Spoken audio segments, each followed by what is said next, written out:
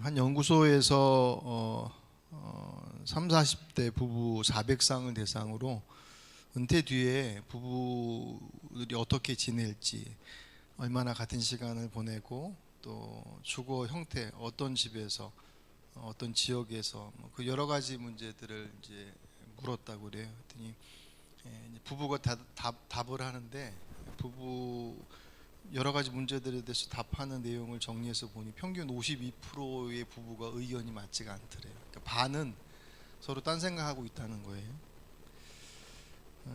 구체적으로 하루의 여유 시간, 수면, 식사 시간을 제외하고 11시간, 그 시간을 11시간을 여유 시간으로 보면 그 시간 중에서 함께 보내고 싶은, 배우자와 함께 보내고 싶은 시간이 얼마나 되냐고 물어봤더니 남편의 56%는 한 6시간 이상은 아내와 함께 보낸다 답했는데, 아내는 몇 프로 답했을까요? 아내는 28%밖에 답하지 않았다고 그래요. 또 주거 지역 같은 경우는 남편은 전원 생활이 가능한 그 서울 근교가 41%로 제일 많았고, 서울과 신도시는 32% 그렇게 나왔는데, 아내는 서울 신도시가 50%로 제일 많고 서울 근교가 31%, 그리고 지방 중소도시 그렇게 나눠지고, 주택 형태도 남편은 전원주택이나 타운하우스를 가장 선호하고 그 다음에 아파트 주상복합인데, 아내는 아파트 주상복합이 최고로 많고 그 다음이 타운하우스 그런 식으로. 그러니까 서로 이제 보는 어떤 취하고자 하는 보는 관점이나 그런 내용들이 다른 거죠. 은퇴하고 나서 어떤 곳에서 뭘 하고 살지에 대한. 제일 씁쓸했던 게 하루의 여유 시간을 몇 시간을 보내고 싶냐는 그 답이 너무 다른 거예요. 남편의 시간과 아내의 시간이. 남편은 그 빈 시간 뭐 하고 지낼까 모르겠어요.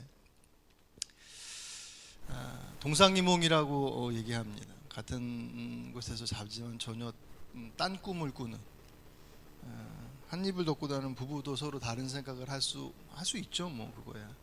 오늘 본문에 예수님과 제자들의 모습도 마치 그와 같은 모습을 방불케 합니다. 3년을 동고동락하며 지냈던 관계잖아요. 그럼에도 불구하고 예수님께서 생각하시는 예루살렘에서의 사역, 예루살렘 입성 이후의 모습과 제자들이 생각하는 예루살렘 입성 이후의 모습이 너무나 달랐던 것을 우리가 오늘 본문에서 확인하게 됩니다.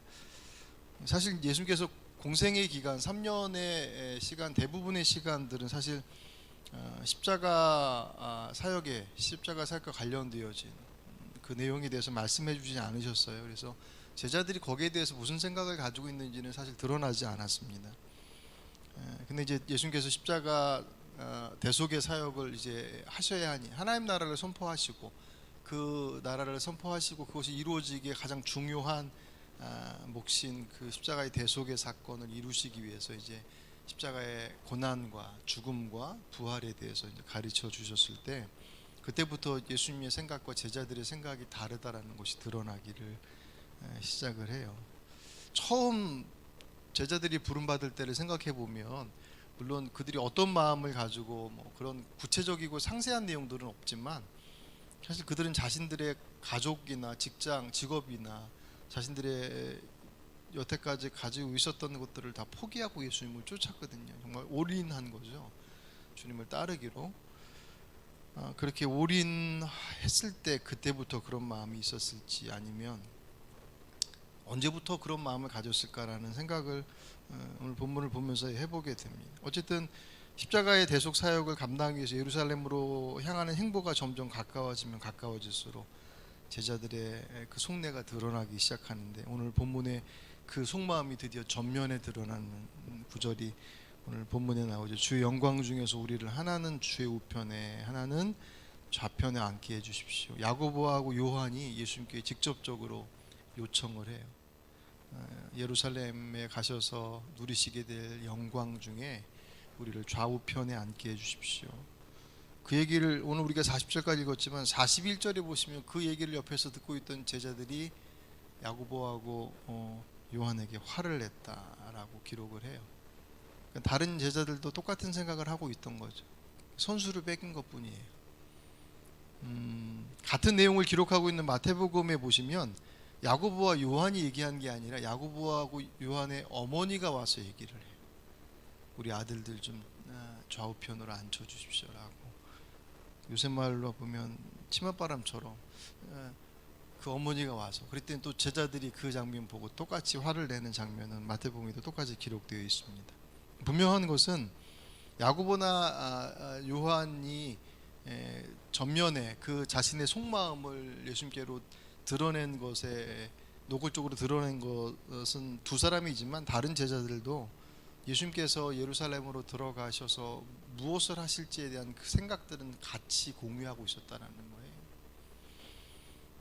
그들이 기대하는 그 영광 중에서 하나는 우편에 하나는 좌편에라고 하는 것은 분명 그 자리에서 얻게 될 권력과 명예에 대한 생각을 분명히 가지고 있었다라고 하는 것을 우리가 확인할 수가 있습니다. 이렇게 아는 것처럼 로마로부터 나라를 빼앗겨서 정말 어려운 삶을 살아가고 있었고, 그들에게 있어서 어느 때보다도 메시아 대망사상, 그들을 구원할 메시아가 오실 것이다라고 하는 약속되어진 이사야서와 많은 그 예언서들 속에서 선지자를 통해서 예언하셨던, 말씀하셨던 메시아가 오실 것이다라고 하는 것에 대한 고대가 어느 때보다도 최고점을 찍고 있었던, 그만큼 어려웠다는 거죠. 그때 예수님께서 오셔서 행하셨던 그 놀라운 것들을 보면서 제자들의 마음이 아마 그 과정들을 막 거쳐가면서 안에서 꿈꾸었을지 모르겠습니다. 근데 그 꿈은 정치적으로 자신들을 해방시켜 주시고 자유케 해주시는 그런 정치적 메시아로서 꿈을 꾸고 있었다라고 하는 것. 근데 예수님께서는 그렇게 하겠다고 말씀하신 적이 한 번도 없거든요. 마태복음 19장에 보시면 오늘 본문하고 같이 이루어지는데 바로 전이에요. 그 오늘 큐티 말씀에 한 청년이 예수님께 와서 어떻게 하면 영생을 얻겠습니까? 그 장면 나오잖아요. 그 장면 후반부에 베드로가 자기들은 모든 것을 버리고 주님을 쫓았는데 주님 저희들에게 무엇을 주시겠습니까? 그런 식으로 물었을 때 예수님께서 마태복음 19장 28절에 이렇게 말씀하셔요. 예수께서 이르시되 내가 진실로 너에게 이르노니 세상이 새롭게 되어 인자가 자기 영광의 보좌에 앉을 때에 나를 따르는 너희도 12보좌에 앉아 이스라엘 12지파를 심판하리라. 그러니까 이 말씀은 사실 이제 완전한 주님의 재림하심과 하나님의 나라가 이제 완전히 회복되어지는 마지막 때의 장면에 대한 말씀을 하셨는데, 이 말씀을 아마 제자들은 오해했을지도 모르겠어요. 이 말씀만 받고 오해한 것은 아니고 이미 이전서부터 그들이 예수님께서 말씀하시는 것과 상관없이 그들의 마음 속에서 예수님 예루살렘에 가시면 반드시 우리를 해방시키실 거야라고 하는 것에 대한 꿈을 꾸고 있었다라는. 그러니까 주님께서 하시는 말씀 전혀 그런 말씀을 하지 않으셨고, 말씀을 하셔도 그런 의미로 주신 말씀이 아닌데 그들은 자신들이 듣고 싶은 것만 쏙 빼서 듣고, 그리고 듣고 싶은 대로 듣고 해석하고 결론 내리고 소망하고 기대하는 모습을 그대로 보여주고 있습니다.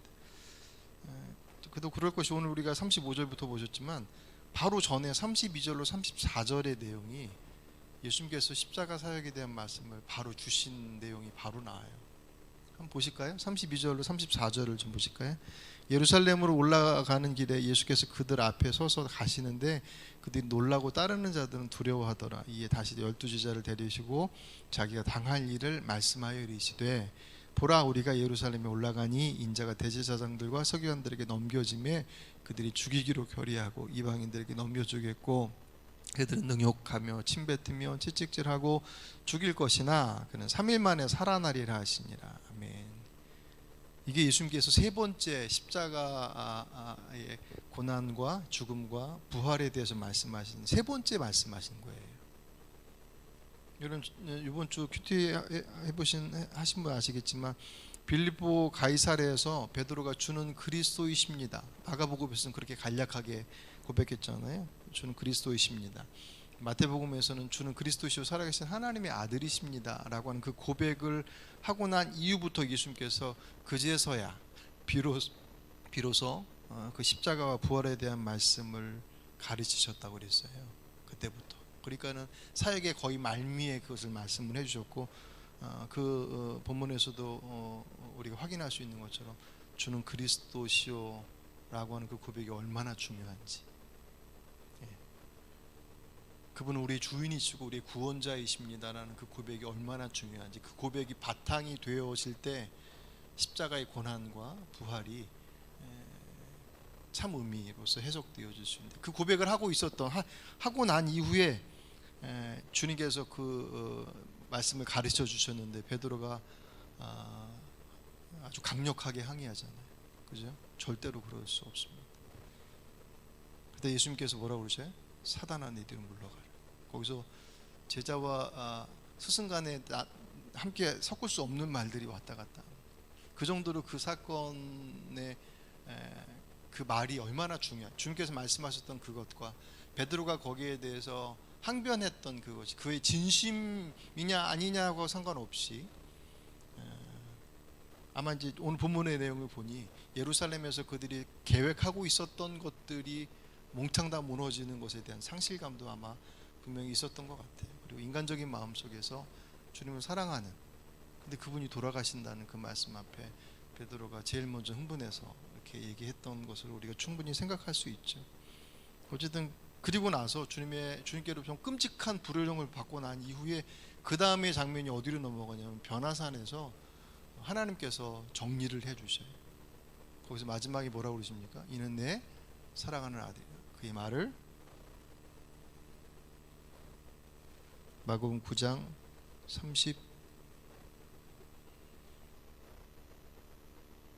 38절 32절, 아니 거긴 아니고요. 그 전에죠. 그 전에 올라가셔서 이는 내 사랑하는 아들이니 너희는 그의 말을 들으라 라고 하시는 말씀으로, 예수님께서 십자가 사역에 대해서 말씀하신 것을 베드로가 항변하는 것에 대해서 주님께서 변화산에서 모세와 엘리야 두 사람이 십자가의 고난에 대해서 말씀하신, 세 분이 말씀하시는 것을 듣고 황홀해서 초막 셋째 짜고 정신없이 얘기하는 그것을 정리하시면서 내 사랑하는 아들이다 그의 말을 들을지어다 라고 하나님께서 정리를 해주셔요. 그리고 나서 내려와서 마가복음 9장 32절에 보시면 두 번째로 십자가와 부활에 대한 말씀을 주셔요. 그럴 때 제자들의 반응이 9장 32절에 이렇게 나와요. 그러나 제자들은 이 말씀을 깨닫지 못하고 묻기도 두려워하더라. 첫 번째 들었을 때는 멋모르고 대들었다가 이게 보통 일이 아니구나라고 하는 것을 감으로 잡고, 두 번째는 그 와중에 변화산을 통해서 하나님께서 정리해 주셨음에도 불구하고 여전히 그들 안에는 그게 정리가 되지 않아요. 싫은 거고 두려운 거예요. 그래서 깨닫지 못하는 것은 물론이거니와 묻기도 두려워했다 그랬습니다. 절대로 그렇게 돼서는 안 된다라고 그들 안에 이미 작정한 것처럼. 그리고 나서 이제 세 번째 말씀을 하신 것이 32절부터 34절까지인데, 그 말씀 듣고 나서 곧바로 지금 야고보하고 요한이 그 영광 중에 저희를 오른쪽 왼쪽에 앉혀주십시오라고 얘기하니 예수님 입장에서는 얼마나 답답하시겠습니까? 그런 의도나 그런 내용을 말씀하지 않으셨고, 그 하나님의 일을 이루는 것이 얼마나 소중한지에 대한 것을 베드로에게 아주 강력하게 말씀하시고, 변화산에서 그리고 그 이후에 세 번 말씀하시는 그 말씀을 들으면서도 그들이 대놓고 그렇게 얘기하는 그 모습 앞에 주님께서 그들에게 뭐라고 말씀하십니까?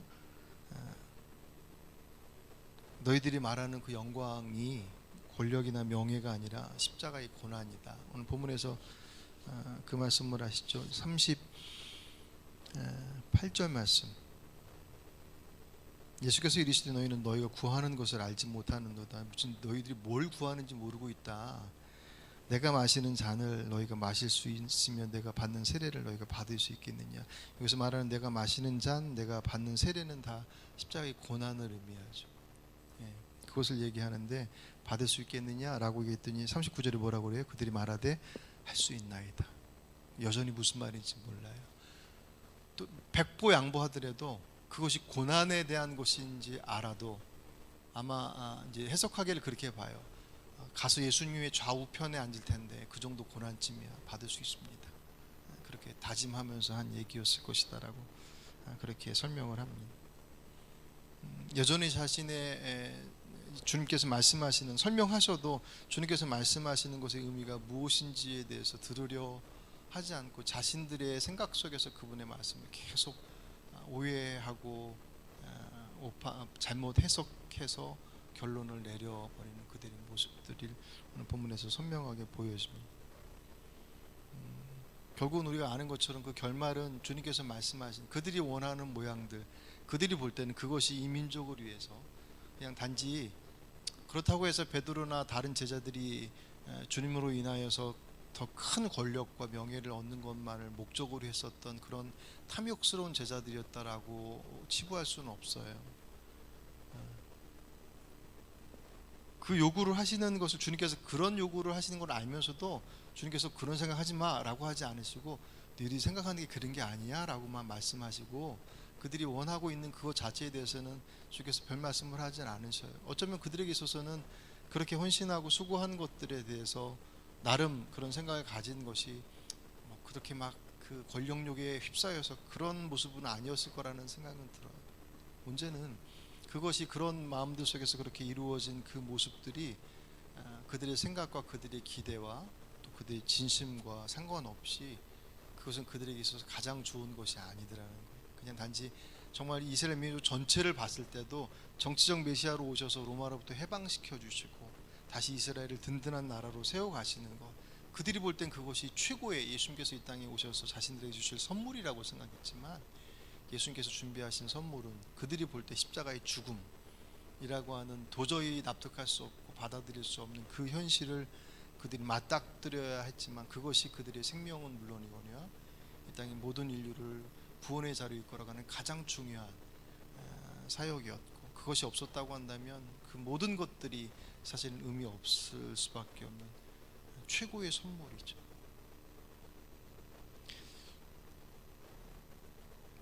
이 말씀 볼 때마다 그런 고백을 하게 됩니다. 결국 이제 정말 중요한 것은 우리 안에 어떤 마음을 가지고 그분을 따르느냐라고 하는 것은 대단히 중요하죠.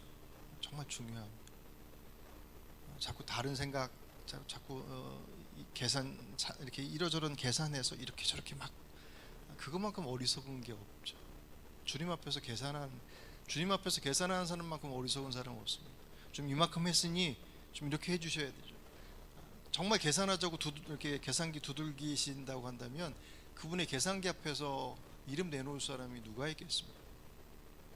그 계산기 덮어두시고 십자가에 자신의 목숨을 내주시고 우리를 구원하신 분이 주님이신데, 계산기 들기 시작했다고 한다면 주님 앞에서 이득 볼 수 있는 사람은 아무도 없습니다.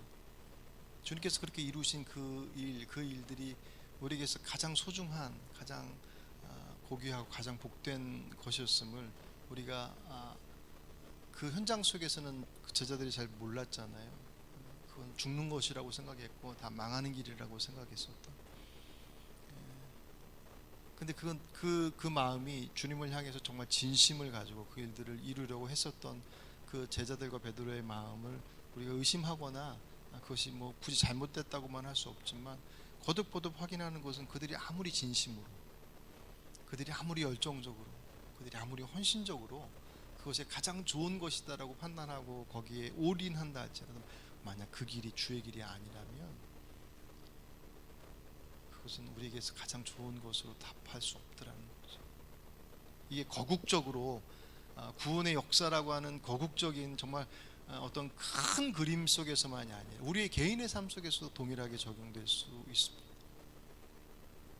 왜냐하면 우리들의 삶을 이끌어 가신 하나님의 인도하심들은 퉁치지 않으시니까, 뭉뚱그려서 이렇게 저렇게 하지 않으시고, 우리 각자의 개인, 우리가 태중에 나기도 전서부터 우리를 아시고 우리를 지으시고 우리를 보내셨다고 하시는 것이 주님께서 우리를 향하신 일하심의 모습들이거든요. 우리 각자의 삶 속에서.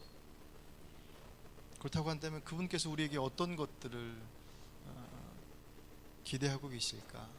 기대하신다라는 것은 분명히 감당할 수 있는 어떤 그 목도 맡겨주셨을 것이고 여러 가지 것들을 준비해 주셨겠죠. 근데 그것을 보지 못하면 자꾸 엉뚱한 데서 다른 것들 찾다 보니 내게는 아무것도 주신 것 같지 않고 자꾸 남의 것만 자꾸 눈에 들어오고, 왜 나는 저런 성격도 아니고 저런 머리도 저런 집안도 아닌 왜 이라고 생각하는 바로 그 자리가 내게는 맡겨주신 자리에 가장 합당한 것이다라고 하는 것을 못 보는 거죠.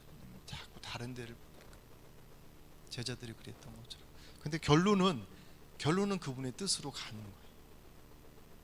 그 뜻 앞에 정말 아멘하고 그 길을 준비하고 그 길과 함께 갈 것이냐, 아니면 나중에 그들이 이제 성령의 임재하심들을 통하여서 부활하신 주님 만나고 성령의 임재하심을 통하여서 정말 주의 뜻이 무엇인지 그제서야 알고서 그 길을 정말 목숨 걸고 그 거룩한 사명을 감당하기 주저하지 않았지 않습니까? 그때서야 우리의 삶 속에서도 정말 그분과의 인격적 만남과 그분의 인도하심 앞에 우리가 주목할 때, 우리가 아무리 진심으로, 아무리 열심으로, 열정으로, 헌신적으로 덤벼든다 할지라도 그 길이 주의 길이 아니라고 한다면 주께서는 사랑하시는 것만큼 그 길을 막으실 수밖에 없습니다.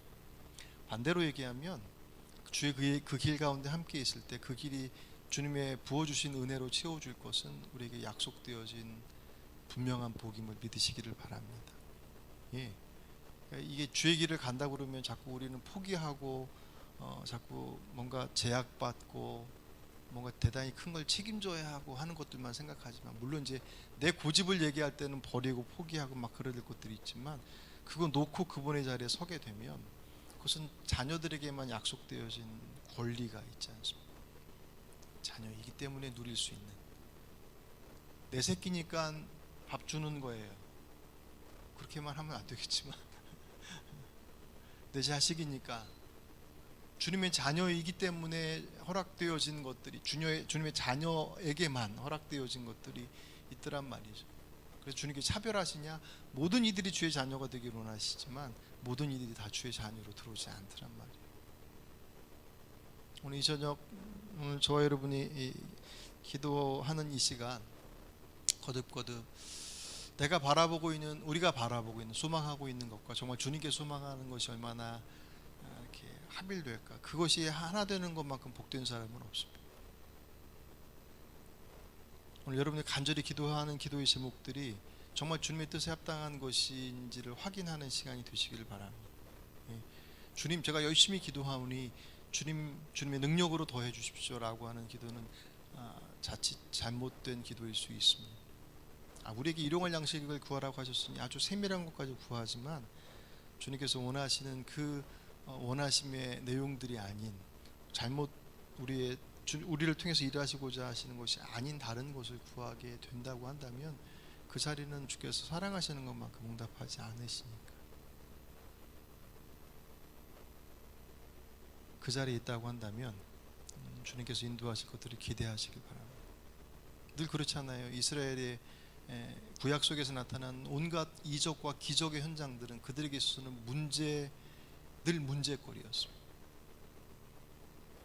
개인적으로 골리앗 도저히 감당할 수 없는, 하지만 그 자리가 하나님의 살아계심을 만방에 선언하는 자리가 됐고, 도저히 넘을 수 없을 것 같은 여리고성, 그 성이 그들에게서는 뒤돌아서 다시금 광야로 가야 되나라고 하는 그런 막막한 자리였지만, 그 자리가 살아계신 하나님의 역사가 얼마나 대단한지, 손끝 하나 되지 않고 그 말씀에 순종하는 것만으로도 그 일들을 이루는 것을 경험한 놀라운 경험의 현장이 됐던 것처럼, 똑같이 적용한다면 오늘 저나 여러분이 안고 있는 고민의 자리가 어떤 면에서는 여리고성과 같은 장벽이고 골리앗과 같은 정말 도저히 넘을 수 없는 것 같이 여겨지는 존재일 수 있지 않습니까?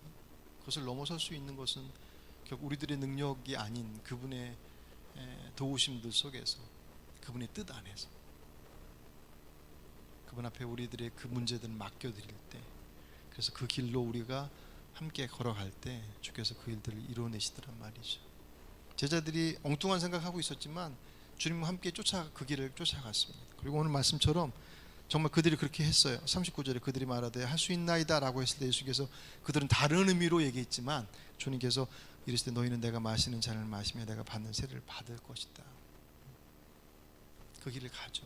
근데 흔쾌하게 기대하며 아니요, 그건 뭐 어쩔 수 없이 막 끌려가듯이, 하지만 나중에 그것이 정리가 되어지고 회복이 되어져서 하나님의 사도로서 쓰임 받게 되어지는 영광의 자리로 그들이 부름 받지 않습니까? 그래서 그분은 우리에게 가장 좋은 길로 인도하신 분이 틀림없습니다. 오늘 이 저녁 내가 구하는 것이 응답되지 않음을 두려워하지 마시고, 내가 그분의 길에 서지 않음이 정말 두려운 것임을 깨닫고 그분 앞에 정말 온전히 맡길 수 있는 그분의 능력을 의심함이 아니라 내가 그분의 길이 아닌 다른 곳에 있을 수 있음을 늘 주의 말씀에서 견주어 보고 확인하고 그것을 주님 앞에서 정돈함으로 인해서 주님께서 책임져 주시는 여러분의 삶과 또 여러분의 가정과 기업과 또 이 교회와 이 민족이 되기를 주의 이름으로 축복합니다. 기도하겠습니다. 감사합니다 주님.